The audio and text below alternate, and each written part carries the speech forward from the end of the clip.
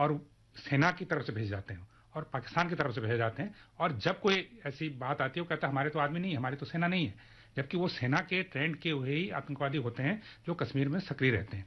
इसी प्रकार इसी दौरान हमने कल ये भी देखा पाकिस्तान ने क्या किया, वहां पर अपने जो नागरिक विमान है उनको लगातार उड़ा रहा है और दूसरी तरफ ड्रोन से भारत पर हमला कर रहा है। इससे हमारी जो प्रतिरक्षा प्रणाली थी, जो वायुसेना थी, जब वो कार्रवाई कर रही थी तो उसे दिक्कत हो रही थी, क्योंकि हमें ये भी ध्यान रखना है कि किसी प्लेन को कोई रॉकेट या कोई मिसाइल न लग जाए। अगर ऐसा लगता है तो हमारी उससे बदनामी होती है। तो इसमें जो हमारी पेशेवर वायुसेना ने ध्यान रखा, तो पाकिस्तान की हर हरकत का और उसकी हर मिस इन्फॉर्मेशन का ध्यान रखा। आज हमारी जो पीआईबी की मीडिया टीम है वो दिन में कम से कम 100 से 150 ऐसे फैक्ट चेक कर रही है जो पाकिस्तान की तरफ से ओरिजिनेट हो रहे हैं। तो वहां से झूठी इन्फॉर्मेशन फैलाई जा रही है और हमारी पीआईबी की जो फैक्ट टीम है वो लगातार उस फैक्ट को चेक करके हमारे जो देश की मीडिया है उसको वो उपलब्ध करा रही है, ताकि कोई गलत इन्फॉर्मेशन लोगों के बीच में नहीं जाए, या सोशल मीडिया में अगर है भी तो उसे वहां से हटाया जाए।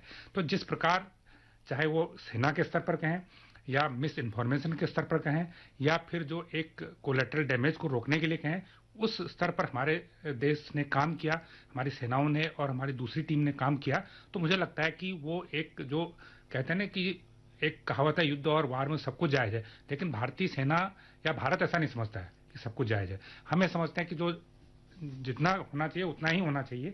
बाकी किसी नागरिक की हत्या, निर्दोष व्यक्ति को चोट नहीं आनी चाहिए, कोई जो सिविल ठिकाना है वहां पर नुकसान नहीं होना चाहिए, कोई झूठी अफवाह फैलाने से कोई फायदा नहीं होने वाला किसी को। आपने बिल्कुल ठीक कहा Madan ji, but what are your expectations from the meeting on May 12? Our objective is we do not want any terrorist activity on our soil.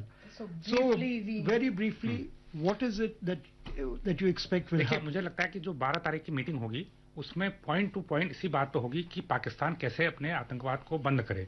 Pakistan को ये हमें भरोसा दिलाना होगा कि आप वहां से आतंकियों को एक तो ट्रेनिंग नहीं दें, दूसरा उनको वित्त पोषण नहीं करें, उनको फंडिंग नहीं करें, और तीसरा अगर कोई आतंकवादी आपके यहाँ आपको पता चलता है तो आप उसे अरेस्ट करके हमें बताएं, आप सभी हमारे हवाले करें। बहुत बहुत धन्यवाद चर्चा में भाग लेने के लिए, और अब प्रादेशिक समाचार के लिए हमारे साथ बने रहिए।